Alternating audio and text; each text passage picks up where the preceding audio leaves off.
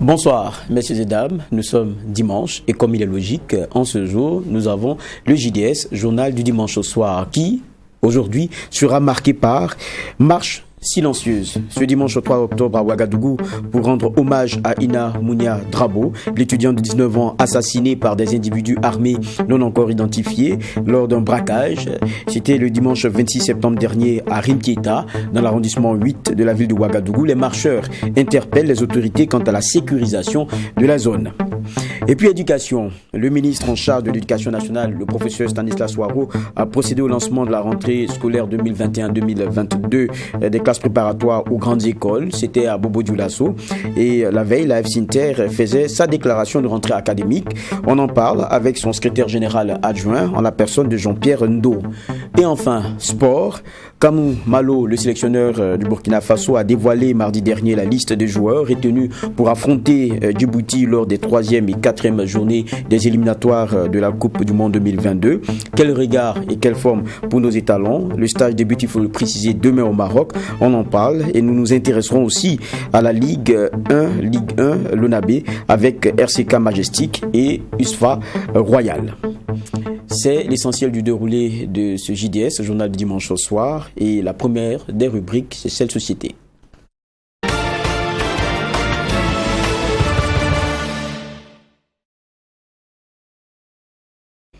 Nous l'annoncions en titre, cette triste nouvelle. Mounia Drabo, âgée de 19 ans et étudiante en 3e année de droit, nouvelle tombée dimanche dernier, qui a été tuée dans la nuit du dimanche 26 septembre dans un braquage à Rimkieta, quartier situé donc dans les périphéries nord de Ouagadougou.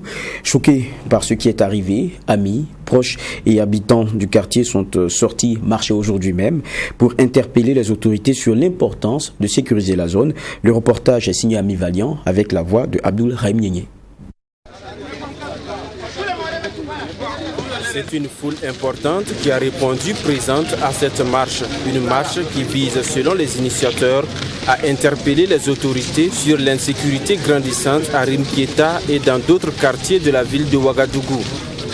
Premièrement, c'est à la mémoire de notre fille qui est décédée de façon dramatique et interpeller le gouvernement à sécuriser notre zone parce que c'est un endroit, c'est une zone dangereuse. On est là ce matin parce qu'on en a marre. On en a marre, on est dépassé. Vraiment, il faut que ça s'arrête. Il faut que ça s'arrête. C'est trop choquant. C'est très très choquant. Il faut que ça s'arrête. Voilà. Décidé de participer à cette marche parce que c'est le voisinage qui est atteint, donc c'est comme mon cours est atteint.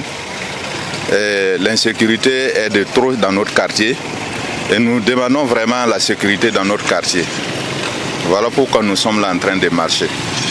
Dans un message livré par Patricia Bognini, porte-parole du comité d'organisation de la marche, il ressortit que l'arrondissement 8 est confronté à un problème d'aménagement de voirie et d'éclairage public. Elle est aussi revenue sur le manque criard de services de sécurité.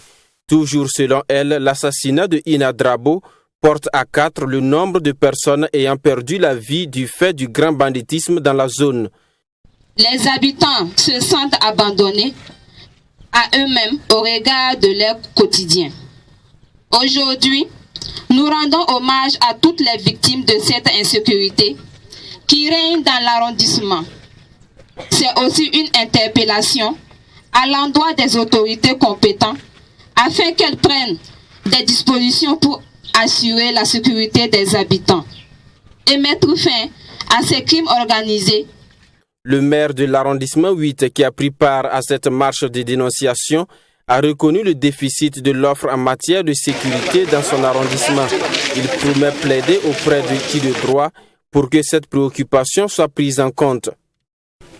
Voyez-vous que l'arrondissement numéro 8, après le découpage de la commune de Ouagadougou, n'a bénéficié ni de commissariat ni de gendarmerie.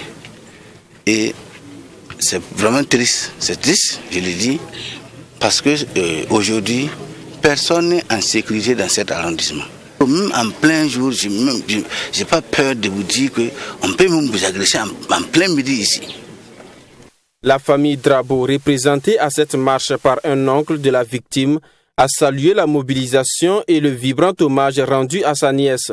Pour lui, l'acte de ce 3 octobre doit être le départ d'une série d'initiatives citoyennes qui permettra aux habitants de porter leurs préoccupations aux autorités compétentes.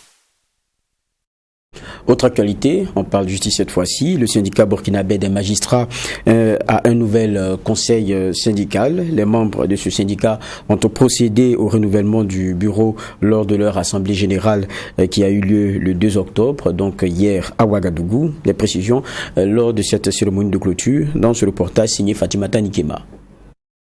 Après 6 ans à la tête du conseil syndical du syndicat burkinabé des magistrats, Moriba Traoré cède sa place à Wenlasida Vincent Ramdi. Le désormais ancien secrétaire général dit partir avec un sentiment de devoir accompli. Selon lui, durant ces 6 dernières années, sa structure syndicale a engrangé de nombreux acquis. Sans être exhaustif, on a pu faire des avancées significatives par rapport au texte. Et pour ce qui concerne les textes, chacun note avec intérêt beaucoup d'avancées au niveau du statut des magistrats, au niveau de l'indépendance de la justice, au niveau des droits des magistrats et au niveau de la gestion de la carrière des magistrats. Pour ce qui concerne le fonctionnement des juridictions, on a essayé avec les autres syndicats d'apporter notre contribution pour des réformes qui ajoutent à l'efficacité de la justice. Des acquis ont été engrangés certes, mais de nombreux défis restent à relever par la nouvelle équipe, selon Moriba Traoré. Wenlasida Vincent Ramdi, capitaine de cette équipe, dit placer son mandat sous le signe de la dynamisation des structures et le renforcement de la cohésion sociale entre membres. Il y a, au-delà de la question de la cohésion, il y a les élections à venir. Il y a également la question du positionnement de la jeunesse en vue de prendre la relève au terme justement de notre mandat. Parce que c'est également un aspect qui est assez important pour nous. Travailler à ce que la relève au moment venu ne puisse pas être une difficulté. Au-delà de ces missions, le nouveau bureau compte également travailler à la veille déontologique. En rappel, le conseil syndical du syndicat burkinabé des magistrats compte 12 membres, dont 2 commissaires aux comptes. Le tout nouveau secrétaire général, lui, est conseiller à la cour d'appel de Ouagadougou. Nous parlons à présent éducation, puisque nous l'annoncions d'ailleurs en titre. Le ministre en charge de l'éducation nationale, le professeur Stanislas Waro, a procédé au lancement de la rentrée scolaire 2021-2022 des classes préparatoires aux grandes écoles. Le thème qui a été retenu pour cette rentrée est classes préparatoires aux grandes écoles, un vivier pour le développement économique et social durable du Burkina Faso. Et la cérémonie a eu lieu hier samedi à Bobo-Dioulasso. Le point avec Mamie Diana Kamambou. C'est une première rentrée des classes préparatoires aux grandes écoles sous la tutelle du ministère de l'Éducation nationale, de l'alphabétisation et de la promotion des langues nationales. Passionné de la science, Toussaint Somda fait ses premiers pas en classe préparatoire. J'aimais suivre un peu les chaînes de Discovery Science et autres. Donc il y a beaucoup de documentaires concernant les inventions. Donc j'étais très passionné par cela. Et dès lors que j'ai entendu parler de ces classes préparatoires qui forment les élèves à être intégrés dans des grandes écoles d'ingénieurs, j'ai tout de suite dit pourquoi pas y aller. Je vais poursuivre mon rêve, devenir le grand ingénieur en aéronautique. Les classes préparatoires aux grandes écoles d'ingénieurs constituent une suite logique de poursuite des études pour les bacheliers de série scientifique. Ces élèves auront une formation de 2 ans et après cette formation, ils vont faire leur entrée dans de grandes écoles pour une formation d'ingénieur et ce durant 3 ans. Et aujourd'hui, donc, le ministère en charge de l'éducation ouvre 2 sites de classes préparatoires à Ouagadougou et à Bobo-Dioulasso. Et donc, c'est vraiment avec beaucoup de joie que nous mettons en œuvre donc, cet engagement du président du Faso et montrer à la face donc, de la population et du monde que malgré les difficultés que nous avons dans notre pays, nous sommes soucieux de la formation des élites pour le développement de notre nation. À cette cérémonie de lancement de la rentrée des classes préparatoires aux grandes écoles, le ministre de l'Éducation nationale a eu des mots d'encouragement à l'endroit de ses élèves. Vous êtes l'avenir de ce pays. Votre avenir et l'avenir du Burkina Faso ne forment qu'un et se conjuguent au présent. Chacun des actes que vous poserez maintenant et que vous poserez aussi dans les jours à venir. Les mois et les 2 années à venir détermineront ce que vous serez et ce que le Burkina Faso de demain sera. Pour la rentrée scolaire 2021-2022, ces classes préparatoires accueillent 96 élèves. Il s'agit de 48 élèves au CPGE de Bobo-Dioulasso et 48 au CPGE de Ouagadougou. Nous revoilà sur ce plateau pour la partie entretien pour ce qui est de cette frange question éducation. Et nous l'annoncions en titre avec nous sur ce plateau Jean-Pierre Ndo, secrétaire général adjoint de la FSINTER, Fédération des syndicats nationaux des travailleurs de l'éducation et de la recherche. Une rentrée qui s'est faite officiellement hier. On a vu du côté de Bobo-Dioulasso avec le ministre Ouaro présent. Et la veille, je le disais, vous faisiez aussi votre déclaration et cette déclaration de rentrée académique 2021-2022 dans laquelle vous passez en revue le contexte et on va dire ce dans quoi on commence pour ce qui est de cette rentrée et les griefs qui sont les vôtres relativement à la façon de gérer cette question-là. Et on va aller dans le détail et ça c'est très important. D'abord merci d'être sur ce plateau avec nous. Merci à vous. Non, c'est un plaisir de vous avoir. Pour vous, on a vu le ministre dépeindre un peu comment on est dans cette rentrée-là. Pour vous, c'est une rentrée 2021-2022 qui intervient dans quel contexte et que vous mettez sous quel signe, vous la FSINTER? Merci, comme je l'ai dit tout à l'heure, merci de nous avoir invités. Cette rentrée pour nous, il y a beaucoup de défis, tant pour les parents d'élèves, pour les élèves, pour les acteurs directs du système éducatif que pour le système éducatif lui-même. C'est pourquoi cette déclaration justement intervient pour interpeller nos camarades, pour interpeller la population, pour interpeller le peuple burkinabé sur justement les grands défis que l'école burkinabé justement court dans notre pays en cette année surtout. D'accord. Et quand on lit votre document, il est très intéressant parce qu'il va d'abord, c'est un genre d'entonnoir renversé, il va sur des questions d'abord assez larges qui ne concernent pas forcément l'éducation au premier chef, mais qui impactent d'une façon ou d'une autre. Et vous parlez par exemple de la crise sanitaire. On a vu des écoles qui avaient fermé les années passées, ou le fait de Covid et tout. On a vu comment ça a été géré. Et sur la crise sanitaire, vous parlez des manques d'anticipation et de scepticisme aujourd'hui quant à la réalité même du fléau. Vous pensez que ça a été si mal géré ? Oui, nous pensons pour le système éducatif que la maladie a été mal gérée, en ce sens que on a fait passer des élèves en classe supérieure. Et justement, ce que nous avions dit en son temps, c'était de tout faire pour amener ces élèves pour que nous puissions valider l'année scolaire, pour leur permettre d'avoir un minimum donc de kits pédagogiques afin d'aller donc en classe supérieure. Malheureusement, ça n'a pas été le cas. On a fait passer les élèves, on a pu ramener simplement les élèves de terminale, des élèves de classe d'examen, et on a vu un peu les résultats cette année en faisant passer les élèves de la sorte. Pour nous trouvons que ça a été très mal géré parce qu'on aurait pu justement se passer de ce qui s'est passé. Non, mais c'est bien aussi de tirer à boulet rouge sur le ministre, mais je pense aussi que quand on parle de la réponse pour ce qui est de la maladie à coronavirus, il y a eu beaucoup de communications qui ont été faites. Nous, les premiers moments, en tant que journalistes, lorsqu'on allait sur le terrain, on voyait l'effort qui était fait, cache-nez, et quelquefois le dispositif lavage des mains, mais à cette rentrée, c'est pas forcément la chose la mieux partagée. Même les enseignants, bon, côté cache-nez et tout, c'est pas. C'est-à-dire, il y a aussi en tant qu'éducateur votre participation à cette dynamique globale là. Est-ce que vous y êtes allé de façon vraiment franche? Non, on le dit, même le relâchement ne vient pas justement des acteurs de l'éducation. Au niveau même des acteurs politiques, on a vu des grandes rencontres de Djandjouba qui ont été organisées sans cache-nez. Donc c'est un message qu'on a renvoyé à la population et au monde de l'éducation, que ceux même qui donnent les messages doutent même de la maladie. Donc évidemment, les acteurs de l'éducation, que ce soit les enseignants ou les élèves, il est évident qu'à un moment donné, on commence à douter. Et ça, je crois que c'est un sentiment partagé. C'est pas seulement au niveau donc, des acteurs de l'éducation, c'est toute la population qui ne croit même pas à cette maladie. Parce que justement, la gestion n'a pas été aussi rationnelle. C'était un tâtonnement. D'accord. C'est ce que nous avons constaté. Ok. Et j'ai dit, vous allez comme un genre de système entonnoir renversé, vous abordez d'autres questions. Il y a celle par exemple de la réconciliation nationale. Et pour vous, l'objectif c'est de solder à peu de frais des crimes de sang. C'est pas un raccourci. Ah non, c'est pas un raccourci, parce que ce n'est pas maintenant que nous le disons, c'est depuis longtemps. Nous disons, votre réconciliation nationale telle que vous voulez aller...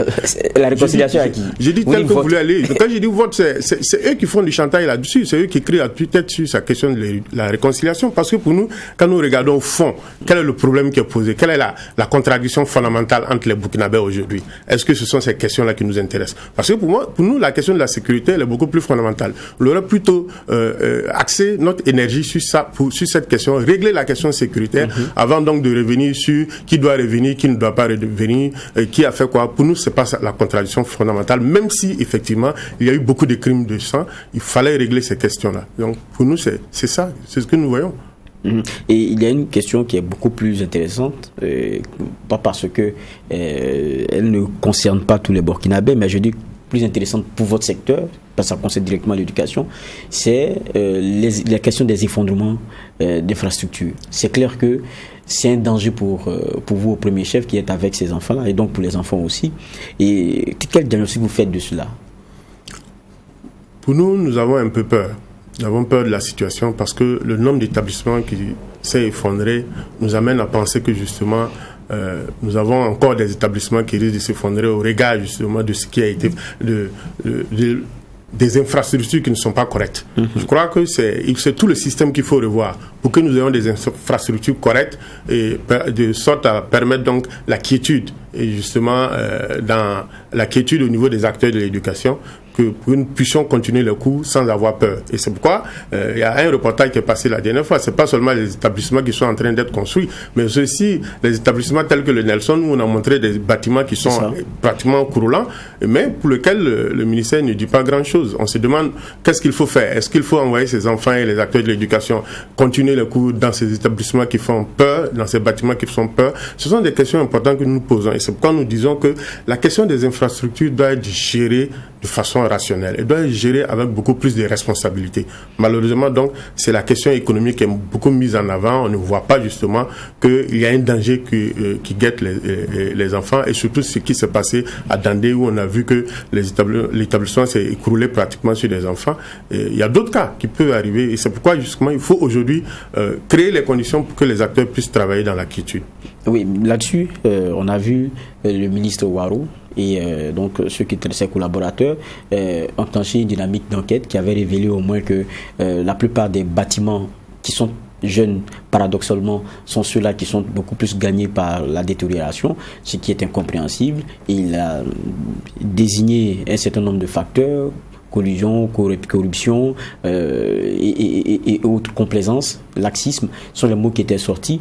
Et il y a donc quelques mesures qui ont été prises. Il parlait par exemple de mise en quarantaine d'entreprises indélicates et autres. Est-ce que la dynamique, vous y croyez? Pas véritablement, parce que pour nous, il faut situer. C'est une chaîne de responsabilités qu'il faut situer, depuis le ministère jusqu'au marché d'exécution.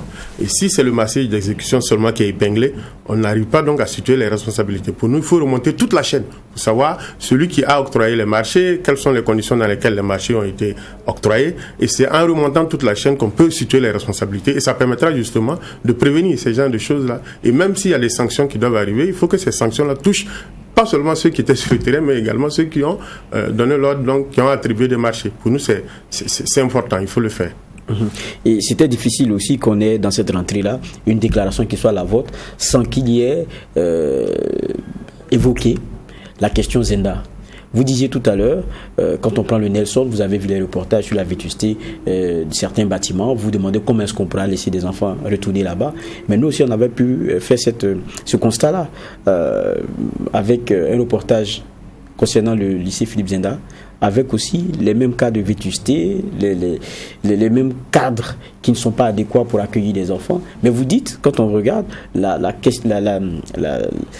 décision de fermer, elle n'est pas bonne, alors qu'on est dans le même contexte, plus ou moins, même si il y a eu des précédents qui sont différents. On est d'accord. Ce que nous disons, la décision de fermer n'est pas du tout bonne, parce que, elle vient à un mauvais moment. vient à la rentrée carrément, où les parents espéraient justement envoyer leurs enfants aux Zenda et brusquement on leur dit qu'ils ne pourront plus envoyer les enfants aux Zenda, ils seront réaffectés ailleurs. On se pose la question de l'opportunité donc de cette fermeture-là. Pour nous, il aurait fallu faire comme on l'a fait à Bobo-Dioulasso, où justement ça a été progressif. Les élèves continuaient donc de recevoir les cours dans les classes et ça a été de façon progressive, ça n'a pas du tout gêné. Or, nous trouvons dans un établissement le plus grand donc du pays, pratiquement, avec autour de 4500 élèves pour cette année. Les autres années ont dépassé ça, mais nous sommes à 4500 et selon même les dits du ministère, on était à 3700 élèves et plus tard on est revenu donc à 2300 élèves pour enfin donc revenir à 1885 qui ont été affectés. Donc si les 1885 qui ont été affectés, il reste encore une bonne proportion qui n'a pas été affectée. Qu'est-ce qu'on fait? Et pour nous donc, les parents, qu'est-ce qu'il faut faire justement pour tous ceux qui n'ont pas été affectés? Et ceux même qui ont été affectés aujourd'hui encore reviennent dire là où on les a affectés justement, ça ne les arrange pas parce que c'est éloigné de leur domicile. Donc vous voyez qu'on a mis les parents à cette rentrée-là dans une situation extrêmement complexe et même les enseignants qu'on a affectés dans des zones qui ne sont pas forcément désirées ou désirables. Donc le tout crée une situation justement complexe qui fait que les enseignants ne sont pas à l'aise et pour nous, la fermeture donc des Zenda ce n'était pas du tout opportun. Et encore, ce qui est encore grave, c'est qu'on prive les élèves de près de 3700 places. Quand vous prenez 3700 places aux Zenda et on ramène ces 3700 places dans d'autres établissements pour créer donc de la surcharge, ça pose déjà un problème. Si vous prenez les 3700 places, plus les 3700 qui auraient pu bénéficier à d'autres acteurs, on se retrouve avec près de 8000 places, justement. On prive la population de près de 8000 places qui auraient pu bénéficier aux couches défavorisées. Tout le monde n'a pas l'argent pour aller payer l'école de 1 million à horizon international ou je ne sais où. Tout le monde n'a pas l'argent. Donc les gens se débrouillent donc parce que l'école publique est le lieu où justement ceux qui ont un revenu moyen ou qui n'ont même pas assez de revenus peuvent envoyer leurs enfants. Mais si vous fermez cet établissement-là, ça veut dire quoi? Que vous poussez ces enfants-là à aller soit vers le privé quand ils n'ont pas les moyens. Et s'ils n'ont pas les moyens, évidemment, ce qui va se créer, c'est qu'ils seront déscolarisés. Et à partir du moment où nous avons le terrorisme qui pioche donc dans ce vivier-là, ça devient extrêmement dangereux. C'est pas seulement le Zenda, même le cas de Bissiga est vu. Le cas de Bissiga, par exemple, depuis février, l'école est fermée. Donc ça a été pratiquement une année blanche. Et cette année encore, on n'a pas ouvert, on a fermé. Donc pour Bissiga, il n'y a pas eu école sur pratiquement 2 ans. Ces enfants vont où? Qu'est-ce qu'on fait de ces enfants-là? C'est des questions justement qu'il faut analyser parce que pour nous, quand on gère un tel ministère, on doit le gérer avec beaucoup de rationalité, beaucoup de raison. Malheureusement, ça manque chez nous. Mais vous parlez de la question de la politique d'éducation au Burkina et dans votre déclaration de rentrée académique, vous dites que c'est un peu l'émanation d'orientation venant des puissances et d'institutions impérialistes. Est-ce qu'on n'est pas dans la rhétorique? Est-ce que ce n'est pas le regard encore avec les syndicats qui voient toujours les idéologies derrière? Et voilà. Est-ce qu'on ne reverse pas toujours dans ce vieux débat-là? Non, nous sommes à l'aise quand nous prononçons ces expressions. Nous sommes à l'aise. Je me rappelle que lorsqu'on disait que l'armée française était une armée de trop sur notre sol et qu'il fallait travailler à ce qu'elle parte, je voyais que beaucoup nous insultaient. Mais aujourd'hui, le débat a pris une autre forme. Aujourd'hui, c'est tous les acteurs qui disent qui voient maintenant que c'est une supercherie. C'est la même chose au niveau donc du programme d'ajustement structurel. C'est à partir de 1990 que justement la Banque mondiale nous a imposé ce programme-là. Ce programme font dire quoi?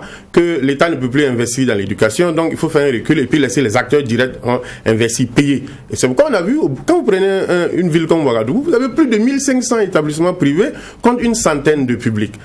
Pour un pays le plus pauvre du monde, est-ce qu'on peut se développer justement en faisant la part belle au privé de cette sorte-là? On n'a vu aucun pays le faire. Et c'est ça la difficulté que nous sommes en train de dénoncer. Nous disons que cette privatisation-là fait suite justement aux directives donc de la Banque mondiale à travers donc les programmes d'ajustement structurel. On l'a vu quand on a voulu appliquer le LMD, qui est une logique donc justement du programme d'ajustement structurel. Nous avons dit que le LMD n'était pas bon à l'étape actuelle.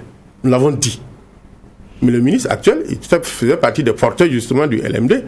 Mais aujourd'hui, tout le monde fait le constat que nous avons reculé et que nous sommes totalement bloqués par rapport à la question donc de l'université. Donc pour nous, ce n'est pas de la rhétorique, ce n'est pas trop dire que c'est la Banque mondiale qui impose. Il faut nécessairement que nos premiers responsables, nos gouvernants, assument leurs responsabilités et trouvent les moyens. Quand vous dites ça, moi je dis rhétorique parce qu'on a des obligations aussi, parce qu'on évolue dans un monde qui est globalisé. On n'est pas, on n'évolue pas en vase clos. Les diplômes que nous présentons, les curricula, les cursus et tout, il faut qu'il y ait un genre de correspondance, parce qu'on ne fait pas tout ici. Même quand vous voulez aller faire des spécialités ailleurs, ça demande un certain nombre d'éléments. Il y a cette réalité-là que nous impose notre monde aujourd'hui. Est-ce que, et l'on parlait tout à l'heure de la question du LMD, est-ce qu'il faut rester dans un système qui pour beaucoup n'est plus actuel, alors que les autres sont passés à autre chose?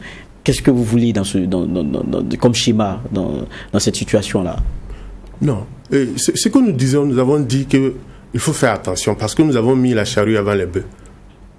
On devait créer les conditions justement pour aller au LMD. On n'a pas créé les conditions.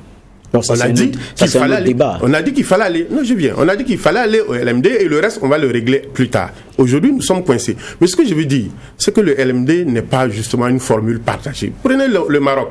Le Maroc a essayé le LMD. Le Maroc a pris du recul encore sur le LMD l'année dernière. Au Canada, nous avons les deux systèmes. Le LMD et le système traditionnel que nous épousons depuis. Donc pourquoi est-ce qu'on nous impose un système tout en sachant que ce système ne cadre pas justement avec nos réalités? C'est tout le problème. Il aurait fallu justement analyser froidement la question, attendre justement les opportunités, savoir si on peut aller, si les conditions sont créées pour aller. Malheureusement, c'est pas ce qui a été fait. Ce que le système LMD demande aujourd'hui, nous sommes très loin du compte. Pour l'adopter, malheureusement, nous sommes dedans et nous ne pouvons plus rien faire. Vous voyez vous-même, vous pouvez avoir le bac, aller faire 6 ans en première année, vous ne redoublez pas, vous ne passez pas, mais vous êtes toujours en première année. Et ça, justement, les autres, ceux qui ont les moyens, justement, envoient leurs enfants à l'extérieur et ils reviennent, ils sont à l'aise. Pendant ce temps, les enfants, justement, de ceux qui sont pauvres là, sont à l'université, ils ne peuvent pas avancer. C'est ça que nous dénonçons. D'accord. Et justement, vous le dénoncez, mais la question de l'éducation, il y a une dynamique qui est voulue aujourd'hui par le ministère, c'est de se poser les bonnes questions, se donner aussi ensemble les bonnes réponses et se dire que ça ne va pas. Où est-ce que ça ne va pas? Qu'est-ce qu'on peut apporter? Qu'est-ce qu'il faut faire? Et donc, il y a des assises nationales de l'éducation qui sont entrevues. Là encore, vous parlez d'une foire. Oui, nous parlons d'une foire parce qu'il suffit de lire le document de base. Parce que pour nous, quand il y a une réforme, nous appelons une réforme en profondeur, un changement de paradigme. Or, il s'agit justement, dans ce document de base-là, quand vous le lisez, vous parlez de la gratuité, de mise en cause de la gratuité. Vous voyez, quand on parle de la gratuité, quand on parle donc de la possibilité de la suppression du second tour, donc du BPC et du bac, nous sommes purement dans une question économique. Nous ne sommes pas dans une question donc de recherche de solutions en profondeur. Et c'est pourquoi nous disons que c'est une fois. Si vous allez justement réunir des acteurs de l'éducation ou d'autres acteurs pour dire que non, maintenant on va supprimer le second tour du BPC, la gratuité de l'éducation, les questions de cantine, on va procéder par zonage. Or, on sait que dans tout le pays, il y a des difficultés. On va cibler des zones qui sont plus en difficulté que d'autres justement pour donner de la nourriture aux enfants, tout en sachant que tout le pays justement est gangréné par la question donc de la famine. Donc c'est pourquoi nous disons que c'est une fois, absolument. Ça ne va rien apporter et ce n'est pas du tout les premières assises. Il y en a eu autour de 90 ou quoi, il y en a eu, je crois, avec donc, le quand vous entendez, ça ne vous intéresse pas, les questions qui sont posées ne vous intéressent pas, vos solutions, vous ne voulez pas les apporter. Mais quand vous prenez un peu le document de base, vous ne voyez rien d'important qui touche les acteurs de l'éducation, qui touche directement les acteurs de l'éducation, en termes d'amélioration de leurs conditions de vie, en termes d'amélioration du système. Vous ne voyez pas, vous ne voyez même pas des propositions de construction d'infrastructures clairement dans le document. Vous ne voyez pas. C'est pourquoi nous disons que c'est une fois. Ça, nous insistons, c'est une fois et on verra en fin novembre ce qui va ressortir. Et ce sera ma dernière question, d'ailleurs, parce que nous sommes avec vous, F-Sinter. Très souvent, dans vos déclarations, on sent que vous n'y allez pas du dos de la cuillère, ou même qu'il y a des propos qu'on se dit, mais est-ce que vous n'allez pas un peu loin? Je prends un qualificatif que vous donnez au ministre Ouarou, vous le désignez comme un ministre activiste. C'est pas un peu fort? Non, nous trouvons même que nous caressons le ministre. Dit que c'est un ministre activiste? Oui, nous caressons. Parce que si il ne veut pas qu'on dise qu'il est un activiste, il aurait fallu qu'il ne suspende pas les salaires des travailleurs de façon illégale. Mais vous êtes allé en grève. Vous savez que quand vous n'allez pas travailler, on ne paye pas ce jour-là. Mais c'est vrai, nous avons déclaré que nous irons en grève à partir du 16 au 20. Le 16, les classes ont été fermées. Sous prétexte de Covid, les classes ont été fermées. Comment est-ce qu'on a pu détecter des gens qui sont allés en grève alors que les classes sont fermées? Première question. comment est-ce qu'on a pu justement suspendre des salaires des femmes qui étaient déjà en congé de maternité? Deuxième question. Mais on a fermé des établissements, on a réprimé des gens. Les carrières sont totalement bloquées. Monsieur Ndo, quand on vous écoute très souvent, c'est ce que vous faites. Les quelques cas où peut-être il y a eu des erreurs, c'est ce que vous mettez en avant. Mais la plupart des gens qui sont concernés, c'est des gens c'est pour faire de grève.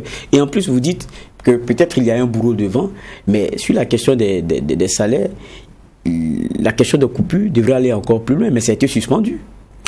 Non, on va sur la base de quoi? Oui, mais ça a été suspendu. Non, sur la base de quoi on suspend un salaire? On suspend un salaire. Dans notre réglementation, dans les tests, il n'y a rien qui prévoit justement une suspension des salaires. On peut aller à une copie de salaire en fonction du nombre de jours. Non, je parle des coupures qui ont été suspendues. Oui. Parce que ce n'était pas arrivé à terme. Mais ça n'a pas été réglé. Continuer. Mais ça n'a pas été réglé, justement. On n'a pas remboursé. Parce que c'est illégal, ça n'a pas été remboursé. Et on a choisi, ce qui est dommage, c'est que le ministre a choisi dans ce groupe-là plus de 763 personnes. Il a choisi dans ce groupe des gens qu'il estimait bien pour lui et qu'il a réglé ça. Et les autres, non. Vous voyez un peu, quand on est justement dans ce jeu-là, vous ne pouvez pas nous empêcher de dire que vous êtes un activiste, et surtout que lui aussi, il prend tout le temps à nous envoyer des flèches. On a suivi l'émission ici. Donc nous, on n'est pas du tout, on est très à l'aise quand on le dit, parce que je crois qu'on dit très peu même ce qu'on pense sur le ministre. Parce que c'est un saccage de l'éducation qui est en train de se passer. Parce que pour nous, la question de l'éducation est une question complexe qui doit inviter tous les acteurs. Je veux parler des parents d'élèves, des élèves, de toute la société civile justement à s'impliquer. C'est pas une affaire donc d'un ministre, c'est pas une affaire d'un parti politique, c'est pas une affaire d'un gouvernement, c'est une affaire de tous les acteurs. Et quand un seul ministre donne justement la charge et la responsabilité justement d'engager des choses sans concertation, on se rend compte que en réalité, c'est pas pour le bien de l'éducation. Et c'est pourquoi nous parlons d'un système, donc notre système éducatif est en danger. Merci bien, Jean-Pierre Ndo. Je rappelle que vous êtes secrétaire général adjoint de la FSINTER, Fédération des syndicats nationaux des travailleurs de l'éducation et de la recherche. Merci d'être passé. Merci bien.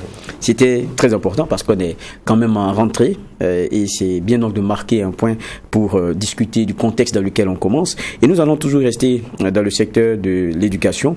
Tout à l'heure, nous parlions de cette rentrée-là. Eh bien, on l'a montré, ce lancement officiel, pédagogique. Maintenant, il y a une question. Comment s'est-elle passée dans le centre-nord, la région qui abrite justement le plus grand nombre de personnes déplacées internes, parmi lesquelles, évidemment, figurent de nombreux élèves? Quelle est leur réalité et qu'est-ce qui est fait pour de meilleures conditions d'apprentissage? Direction donc au Kaya pour la réponse avec notre porteur Maxime Jean-E de Bambara. À Kaya, chef-lieu de la région du Centre-Nord, c'est sous fond de résilience qui s'est déroulé ce vendredi 1er octobre la rentrée scolaire pédagogique 2021-2022. Résilience face aux attaques terroristes qui ont entraîné un flux massif de déplacés internes, notamment des EDI, des élèves déplacés internes. Nous sommes à l'école Kwimkouli, l'une des plus grandes écoles qui accueille les élèves déplacés internes de la région. Vous êtes dans la classe de CM2, c'est ça. Eh bien, qu'est-ce qu'on va faire dans la fin de l'année? Mais on peut compter environ près de 40 écoles qui les accueillent, mais un peu partout, comme dans les communes de Bousma, de Korsimoro, de Mané, et puis de Pibaori. Bon, ces élèves déplacés internes-là sont également accueillis dans ces communes-là. Donc, un peu partout où qu'ils se présentent seulement, ils sont reçus et conformément aux instructions en vigueur qui veulent que justement ils soient accueillis avec ou sans documents. En moins de 2 ans, cet établissement a connu une expansion et passé de l'école Kwimkouli A pour intégrer les composantes Kwimkouli B et C. L'on voit ici des salles de classe semi-finies et d'autres toujours en construction pour absorber l'effectif pléthorique des élèves déplacés internes. En termes de personnel, quand il y a une classe de 140 élèves, un seul enseignant ne peut pas arriver en tout cas à les encadrer de façon efficiente. Il faut quand même un minimum de 2 enseignants. Donc on est en manque d'enseignants et on l'a dit un peu haut, c'est les infrastructures, les bâtiments pour les accueillir. Pour les accueillir, c'est ce qui nous handicape. En termes de présence au niveau du personnel, c'était effectif. Au niveau des apprenants aussi effectif. Sauf que c'est la demande qui dépasse l'offre actuellement au niveau de nos écoles. Cet établissement accueille pour la plupart des élèves déplacés internes venus des communes de Piscila, Dablo, Pensa, de Namsigma et Barsalogo. Des élèves à encadrer psychologiquement, mais aussi avec des lacunes à combler. Chacun est content de jouer son camarade. Si on pouvait avoir par exemple des séances de formation, voilà, à l'intention par exemple de ces maîtres titulaires de ces classes de CM2 là, des séances de formation pour bien encadrer ces enfants. Voilà. Parce que vous les voyez là, ils sont issus de différentes religions. Donc pour les aider, c'est un peu compliqué, avec des niveaux différents. Voilà. Et en plus de ça, c'est le problème d'effectifs aussi. Voilà, puisque dans chaque classe, on n'a plus de 100. On n'a plus de 100. Donc c'est notre difficulté majeure. Moralement préparé. Pour le moment, c'est pas facile. Mais on espère que d'ici là, avec le soutien des supérieurs, ça va aller. À la direction régionale de l'éducation préscolaire, primaire et non formelle du Centre-Nord, l'on est bien conscient des enjeux éducatifs dans la région, mais l'on rassure quant aux mécanismes mis en place pour prendre en compte les élèves déplacés internes. Avec la politique, j'allais dire, éducative du gouvernement, accompagnant, j'allais dire, des PTF, nous permettent en tout cas, j'allais dire, de récupérer en tout cas un certain nombre d'enfants à travers une feuille de route. Une feuille de route, et nous sommes accompagnés par l'UNICEF surtout, qui est que ce nombre important d'enfants que vous avez vus dans la ville, que ce soit à Kaya, que ce soit à Boursia, que ce soit à Pongoussi, que ces enfants-là retournent en classe.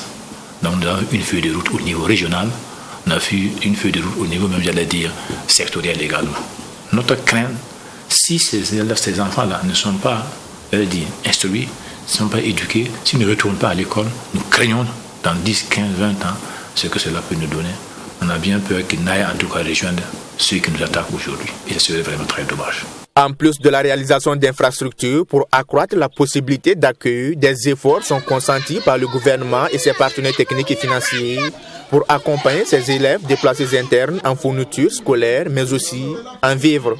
Il y a le fait également qu'au niveau alimentaire, on a un accompagnement de l'État à travers naturellement les vivres que la mairie va mettre à la disposition de cette école et également l'accompagnement de PAM et de CERES pour qu'il y ait une bonne alimentation autant pour les élèves déplacés internes que pour les élèves hôtes. Donc de façon à ce que tout le monde puisse se sentir. Et il y a le fait également que au niveau de ces élèves déplacés internes, on ne perçoit pas, on ne va pas percevoir en tout cas des frais à peu en ce qui les concerne. Difficile pour le moment d'avoir un nombre exact des élèves déplacés internes inscrits ou réinscrits, mais selon le directeur régional de l'éducation préscolaire, primaire et non formelle du Centre-Nord, 2226 élèves déplacés internes ont pu être récupérés et réinscrits l'année dernière. La demande a explosé et malheureusement 251 établissements, dont 243 écoles primaires et 16 centres d'éveil et d'éducation préscolaire sont toujours fermés dans la région du Centre-Nord, contre 1124 établissements fonctionnels. Un zoom sur les conditions de rentrée donc pour ces enfants à Kaya, conditions que nous espérons voir donc s'améliorer, et c'est ainsi qu'on va fermer donc pour ce qui concerne la question éducation dans ce JDS journal du dimanche au soir. Important donc qu'on s'y arrête en cette rentrée. Nous passons à la dernière rubrique, c'est celle sport.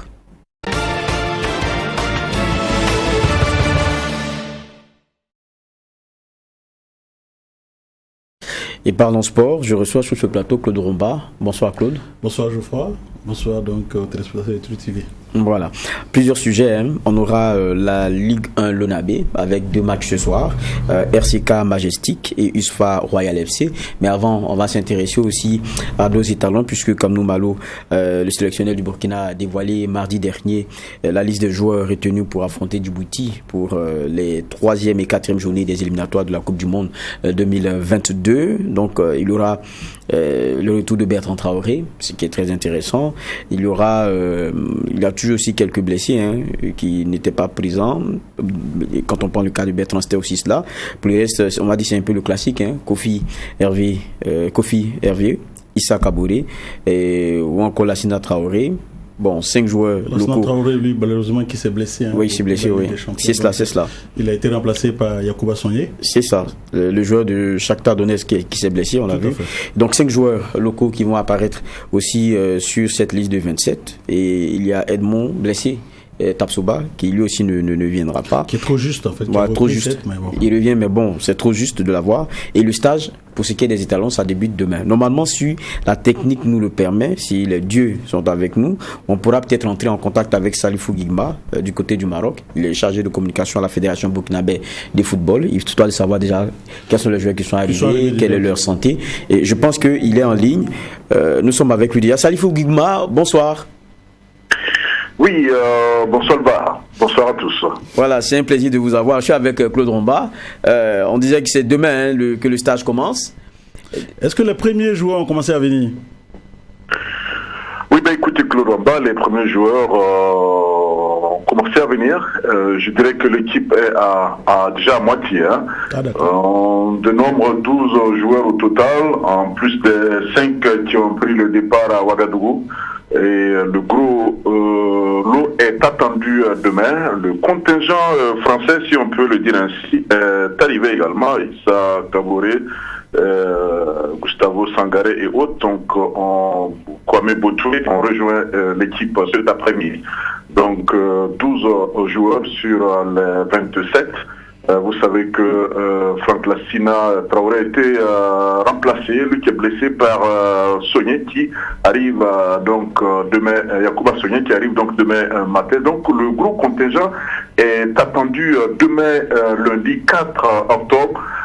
C'est demain d'ailleurs que débute la journée FIFA et donc le stage débute officiellement demain lundi ici à Marrakech. Mais qu'est-ce qu'on peut avoir? Est-ce que vous avez un peu le programme donc de préparation des étalons avant donc d'entrer en liste face donc à l'équipe de Djibouti?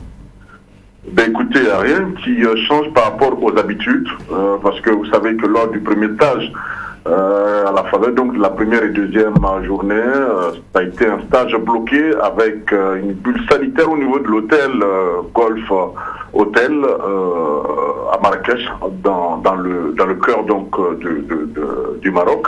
Et c'est donc ce type de stage bloqué du fait donc des aléas sanitaires donc qui en marche ici. Déplacement stade, si vous voulez, terrain d'entraînement, hôtel pour les séances de massage et débrief et séances vidéo. Et c'est ça qui est au menu. Donc, c'est peut-être au niveau des exercices que les choses vont changer, car pour les premiers jours, ça a été beaucoup plus une question de réveil musculaire, de footing, un peu pour les joueurs qui ont joué mercredi ou le week-end écoulé, et donc qui ont été, si vous voulez, donc mis à l'épreuve pour essayer d'évacuer la fatigue du voyage pour ceux qui viennent donc de rejoindre le groupe. Sinon, je puis vous dire que c'est entre lundi, mardi et mercredi que les choses vont se préciser quant à l'équipe qui jouera donc le premier match le 8 octobre prochain. Mais est-ce que déjà on peut dire que les étalons, ou en tout cas l'encadrement technique avec qui vous avez voyagé, on sent que la sérénité, c'est quand même le Burkina joue contre Djibouti, qui a pris 8-0 contre l'Algérie, 4-2 contre l'équipe du Niger, qui a vu son staff carrément viré. On peut dire que les étalons, il n'y a pas matière à avoir peur. Il n'y a pas une grande pression comme lors de la première et deuxième journée des éliminatoires. Écoutez, je ne sais pas ce que vous appelez pression, mais ce qui est sûr au niveau de l'encadrement technique, comme on l'a été très clair, il se méfie de ce genre de match. Donc pour lui, c'est le même engagement, c'est le même état d'esprit.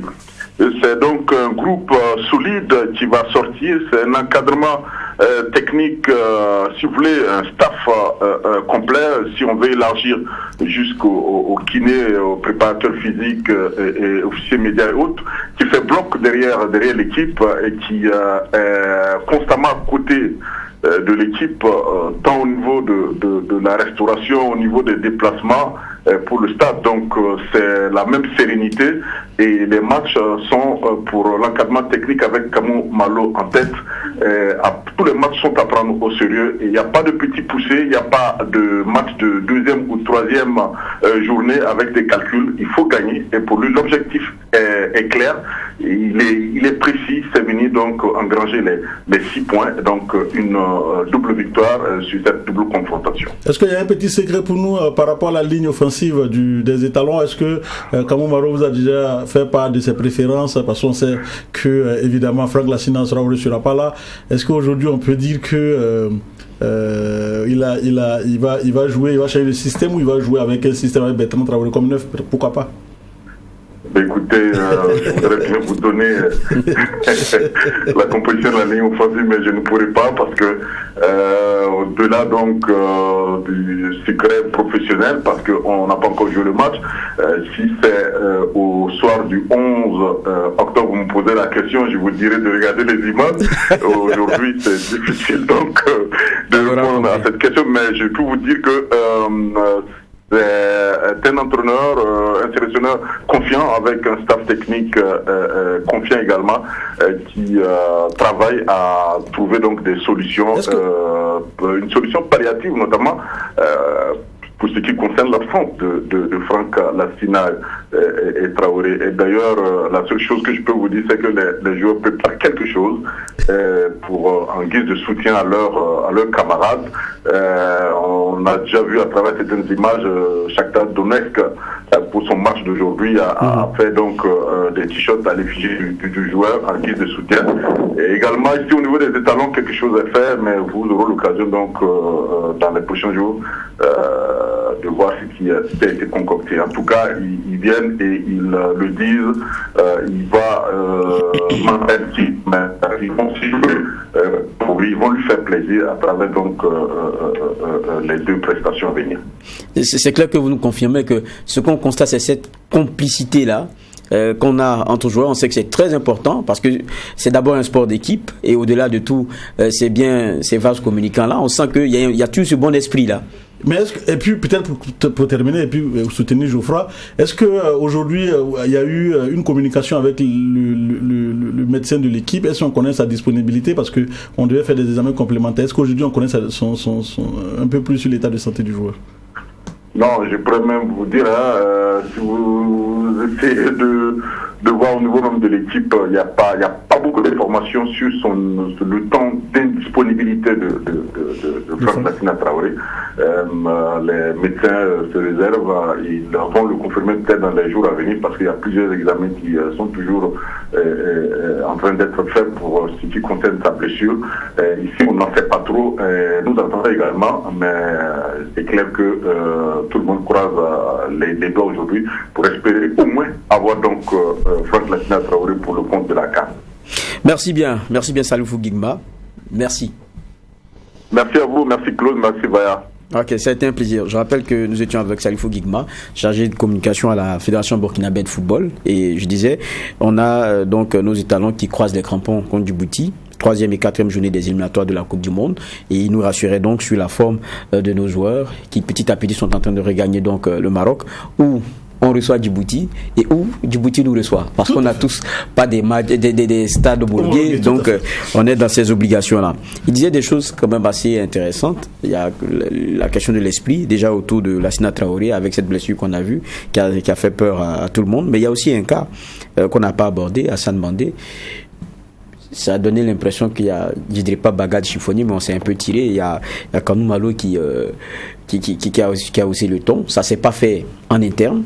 Et je me rappelle de propos, par exemple, d'une sortie de Maïga, qui est le manager de Bourema Maïga, manager de Edmond Assoa, qui disait, est-ce que ça pouvait pas être réglé en interne? Est-ce que ça pouvait, même s'il y avait, il devrait avoir des sanctions, qu'on garde ça, de sorte à ce que ça ne soit pas un sujet qui divise ou qui jette des tensions en interne. Je ne sais pas si c'est quelque chose qui va diviser, mais dans tous les cas, c'est une question de discipline, c'est une question de rigueur. Kamou Malo vous savez qu'il est en train de chercher à construire une bonne équipe pour les étalons. Donc pour lui aujourd'hui, l'occasion était là pour montrer aussi qu'il peut fouetter. Il s'est pris un peu en père fouettard juste pour instaurer la discipline. Il a dit, voilà, c'est une question de discipline. Désormais, ceux qui ne se verront pas dans un esprit de groupe ne pourront pas faire partie de mon équipe. Je pense que c'est un signal fort qu'il a envoyé. Et je pense aussi qu'il veut passer par là pour imposer une certaine discipline, une certaine conduite. Donc je ne pense pas que, en matière de communication, en termes, je trouve en tout cas que c'est très bien joué de la part de Kamou Malo, qui montre aux yeux de tout le monde qu'il est quand même le seul maître à bord. Et puis bon, en tout cas, la discipline va compter beaucoup pour lui. Vous savez, il a été critiqué sur plusieurs points, notamment même sur sa discipline. Donc aujourd'hui, il reprend la main. Et je ne vois pas pourquoi aujourd'hui encore on va le critiquer parce qu'on lui dit on le trouve un peu trop discipliné ou en tout cas un peu rigide. Il n'est pas trop rigide à mon avis. Je pense qu'il essaie d'allier le bâton et la carotte. C'est aussi normal parce qu'il va être un bon manager. Quand il s'agira d'hausser le ton, il va hausser le ton. Mais quand il s'agira également aussi, parce que tous ceux qui connaissent Kamou Malo, il est assez bien paternaliste par rapport à ses joueurs. Je pense que beaucoup le lui ont reproché aussi. Aujourd'hui, il a franchi un cap. Il faut aussi respecter cela. Je pense que c'est plus une question. Je pense en tirant sur Hassan Bandé, je pense que pour lui, c'est plus pédagogique qu'une véritable sanction contre le joueur. Parce qu'il a dit, c'est un joueur ici qui je compte beaucoup. Il revient de blessure. Je sais quand même ses dispositions mentales. On est en train donc de le travailler pour qu'il revienne. C'est un joueur ici qui je compte. Il a aussi dit cela. C'est dire que bon, il a essayé juste de mettre un peu de pédagogie et de montrer qu'il y a la rigueur. Mais le joueur reste un chouchou pour lui. Il a dit, Hassan Bandé, moi en off j'ai discuté avec lui. Il a dit non, Hassan Bandé pour moi. Quand vous regardez Hassan Bandé jouer, c'est un grand joueur. C'est vrai qu'il revient de blessure, il n'a pas encore atteint donc son niveau, mais s'il avait atteint son niveau là aujourd'hui, pour moi, il reste un élément important dans mon dispositif. On l'a compris. On va s'intéresser à un autre sujet qu'on avait déjà annoncé depuis les titres, c'est la Ligue 1, l'ONABI. Des matchs qui se sont joués aujourd'hui même. On avait RCK Majestic de 1. Histoire Royal FC 1-0 et puis ici on a ces images là, on va commencer par RCK Majestic, des images que nous avons. Vous étiez Claude? Non, je n'y étais pas, mais je sais que ça a été un match assez renversant.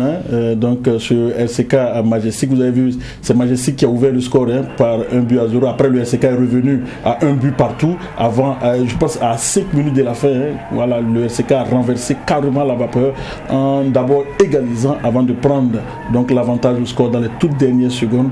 2-1 pour cette équipe du RCK qui va s'imposer sur ce pénalty-là. Donc, voilà, le RCK qui en 5 minutes donc a fait plier les chaînes du côté donc de Majestic qui tenait le bon bout, mais les académiciens n'ont pas réussi à maintenir le score. Ils ont été battus une fois de plus, donc voilà, ça commence un peu mal pour cette équipe de Majestic qui doit beaucoup se reprendre. Et si vous voulez bien, on a encore d'autres résultats pour cette deuxième journée de la Ligue 1 l'ONABE. L'USFA ce soir même en dernière opposition a battu Royal FC par 1-0. Le RCK, vous l'avez tout à l'heure, a battu Majestic 2-1. Vitesse a été donc atomisé à domicile par Salitas. Le réveil de Salitas 5-1. La SFB et l'État final de Ouagadougou sont neutralisés 0 but partout. La SK sur sa pelouse a été sur son terrain, pas sa pelouse mais sur son terrain, a été surpris par l'ASFA Enenga 1-0. La S Police également a pris le meilleur sur la SEC de Koudougou 2-1. La S Sonabel dans le choc donc de cette journée a battu la S Douane 2-1. Le Kiko FC qui reste le tube de ce début de saison puisque le Kiko a battu le RCB 2-0. C'est quand même une surprise pour ce début de championnat qui, il faut le dire, voilà, la deuxième journée de la Ligue 1 l'ONABE, même si on sait que du côté de l'ASFA Enenga on n'a pas été du tout tendre. On a vu sur les réseaux sociaux un écrit de la part donc de la commission ou du courage de leur commission de communication, une véritable diatribe contre la fédération burkinabé de football par rapport donc à ce terrain de l'ASK. l'association de sportifs de Coupéla, qui joue sur un terrain nu, et je pense que pour les joueurs de l'ASFA, c'est inacceptable. Ils demandent d'ailleurs même à ce qu'on ne joue plus sur ces genres de terrain-là, et du côté donc de Koudougou bien entendu, et du côté donc de Coupéla, parce que bon, ça reste dangereux, et puis ça ne permet pas de pratiquer un bon football. Il faut dire que depuis quelques temps, avec le baptême de la Ligue 1, l'ONAB, c'est beaucoup de polémiques à répétition sur donc ces cas de terrain de Koudougou et de l'ASK. Je pense que bon, on peut quand même faire un effort pour délocaliser les matchs, pour permettre donc d'avoir un championnat compétitif.